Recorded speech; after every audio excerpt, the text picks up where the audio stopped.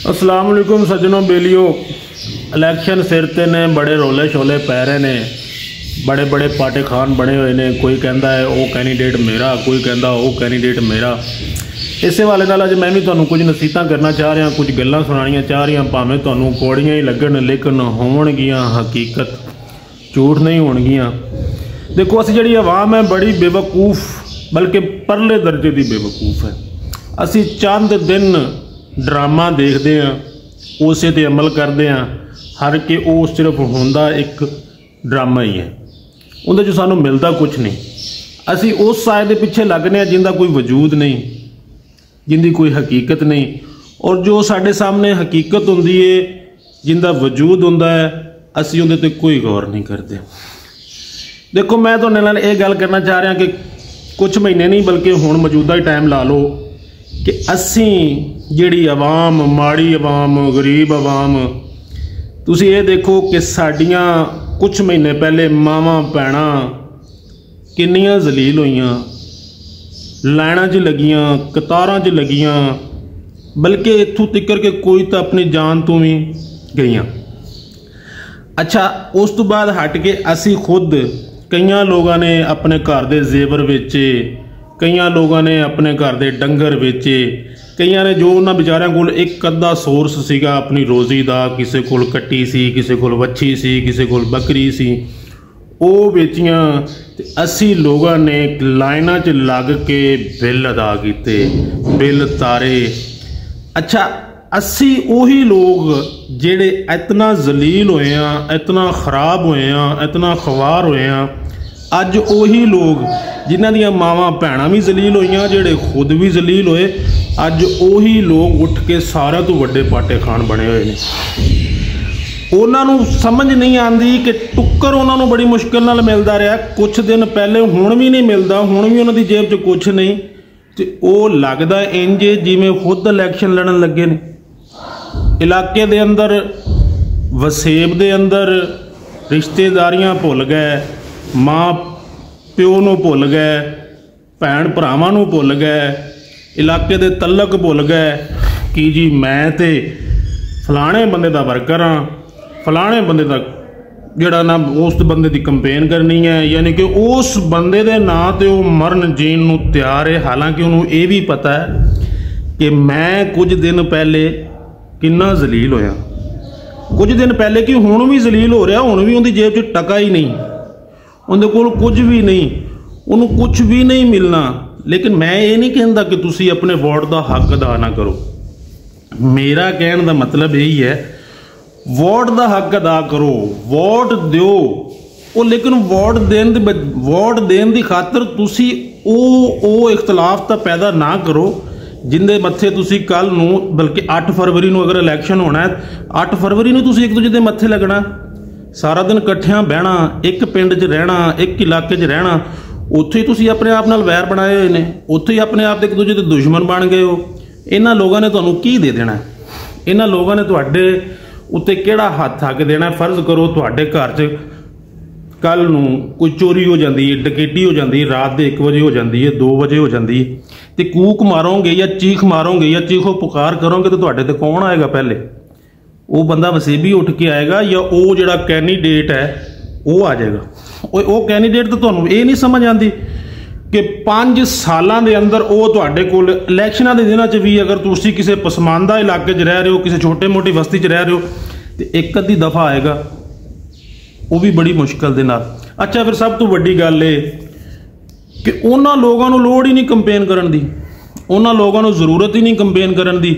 अच्छा, जिहड़े इलैक्शन आते हैं किसी की कारकरदगी नहीं होंदी, किसी दे पल्ले शै नहीं होंदी। अच्छा, हुंदा की है?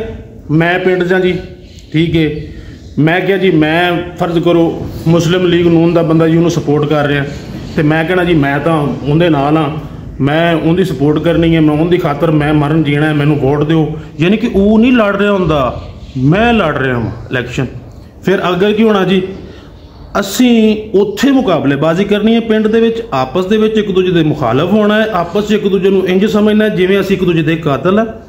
अच्छा, मैं जाना जी, मैं नून के कैंडीडेट नूं बुला लेना, चल बई आ जलसा कर। अच्छा, वो बैठे होंदे ने अपने डेरे दे विच, ਉਹਨਾਂ ਦਾ ਇਲੈਕਸ਼ਨ ਤਾਂ ਕੋਈ ਕੰਪੇਨ ਕਰ ਹੀ ਨਹੀਂ, ਉਹਨਾਂ ਦੀ ਤਾਂ ਕੰਪੇਨ ਖੁਦ ਬ ਖੁਦ ਚੱਲ ਰਹੀ ਹੁੰਦੀ। ਅਸੀਂ ਜਾਂ ਮੈਂ ਨੂਨ ਦਾ ਬੰਦਾ ਬੁਲਾ ਲੈਣਾ, ਦੂਸਰੇ ਦਿਨ ਦੂਸਰੀ ਪਾਰਟੀ ਬੰਨੇ ਭੱਜ ਪੈਣਾ। ਉਹ ਤਾਂ ਨਹੀਂ ਸਾਡੇ ਕੋਲ ਆ ਰਿਹਾ ਨਾ, ਉਹ ਤੇ ਅੱਜ ਵੀ ਸਾਡੇ ਕੋਲ ਨਹੀਂ ਆ ਰਿਹਾ। ਅਸੀਂ ਜਾ ਰਹੇ ਹਾਂ ਉਹਨਾਂ ਦੇ ਕੋਲ, ਅਸੀਂ ਲੈ ਰਹੇ ਉਹਨਾਂ ਦੇ ਟਾਈਮ, ਉਹਨਾਂ ਕੋਲੋਂ ਟਾਈਮ ਲੈ ਰਹੇ ਹਾਂ। ਅੱਛਾ, ਤੁਸੀਂ ਡੇਰਿਆਂ ਜਾ ਕੇ ਉਹਨਾਂ ਦੇ ਸੈਕਟਰੀਆਂ ਕੋਲ ਜਾ ਕੇ ਪੁੱਛੋ ਇਮਾਨਦਾਰੀ ਦੇ ਨਾਲ, ਉਹ ਤੁਹਾਨੂੰ ਖੁਦ ਦੱਸਣਗੇ ਭੈਣ ਸਾਨੂੰ ਤਾਂ ਇੱਥੇ ਲੋਕ ਖੁਦ ਚੱਲ ਕੇ ਆ ਰਹੇ ਨੇ ਜੀ, ਸਾਨੂੰ ਜਲਸੇ ਦਾ ਟਾਈਮ ਦਿਓ, ਸਾਨੂੰ ਜਲਸੇ ਦਾ ਟਾਈਮ ਦਿਓ, ਸਾਨੂੰ ਜਲਸੇ ਦਾ ਟਾਈਮ ਦਿਓ। ਉਹਨਾਂ ਨੂੰ ਫਿਰ ਕਾਹਦੀ ਪਰਵਾਹ ਹੋਏਗੀ ਤੁਹਾਡੀ, ਜਾਂ ਤੁਹਾਡੀ ਕਿਸ ਚੀਜ਼ ਦੀ ਖਿੱਚ ਹੋਏਗੀ, ਜਾਂ ਕਿਹੜੀ ਸ਼ਾਇਦ ਹੀ ਤੁਹਾਡੀ ਅਹਿਮੀਅਤ ਉਹਨਾਂ ਦੇ ਅੰਦਰ ਪੈਦਾ ਹੋਏਗੀ। ਉਹਨਾਂ ਨੂੰ ਤਾਂ ਪਤਾ ਹੈ ਤੇ ਲੋਕ ਗਧੇ ਨੇ, ਬੇਵਕੂਫ ਨੇ, ਇਹਨਾਂ ਨੇ ਤਾਂ ਫਿਰ ਸਾਡੇ ਕੋਲ ਆਉਣਾ। ਇੱਕ ਫੋਟੋ ਦੀ ਖਾਤਰ ਅਸੀਂ ਬੰਦੇ ਆਪਣਾ ਆਪ ਤਬਾਹ ਕਰ ਰਹੇ ਹਾਂ। ਇੱਕ ਪਿਕਚਰ, ਇੱਕ ਫੋਟੋ, ਇੱਕ ਤਸਵੀਰ ਸਾਨੂੰ ਬਰਬਾਦ ਤੇ ਖਰਾਬ ਕਰ ਰਹੀ ਹੈ। ਕਿ ਮੇਰੀ ਫੋਟੋ ਆ ਜਾਵੇ ਜੀ ਫਲਾਂ MNA ਦੇ ਨਾਲ, ਮੇਰੀ ਫੋਟੋ ਆ ਜਾਵੇ ਫਲਾਂ MPA ਦੇ ਨਾਲ, ਮੈਂ ਸਭ ਤੋਂ ਅੱਗੇ ਹੋਵਾਂ, ਠੀਕ ਹੈ। ਲੋਕ ਨਾ ਹਾਂ ਵਾਹ ਭਾਈ ਵਾਹ, ਭਾਈ ਇਹ ਬੰਦਾ ਤਾਂ ਜਿਹੜਾ ਨਾ ਇਹ ਤਾਂ ਬੜਾ ਅੱਗੇ ਜਾ ਰਿਹਾ ਭਾਈ, ਇਹਦੀ ਤਾਂ ਬੜੀ ਗੱਲਬਾਤ ਹੈ। ਓਏ ਅੱਲਾ ਦੇ ਬੰਦਿਓ, ਉਹ ਤੁਹਾਡੀ ਗੱਲਬਾਤ ਇਹੀ 5-7 ਦਿਨ ਅਗਰ ਉਹਨਾਂ ਨੇ ਉਹ ਵੀ ਸੁਣ ਲਈ ਤੇ ਇਹੀ 5-7 ਦਿਨ ਹੋਣੀ, ਉਸ ਤੋਂ ਬਾਅਦ ਨਹੀਂ ਹੋਣੀ।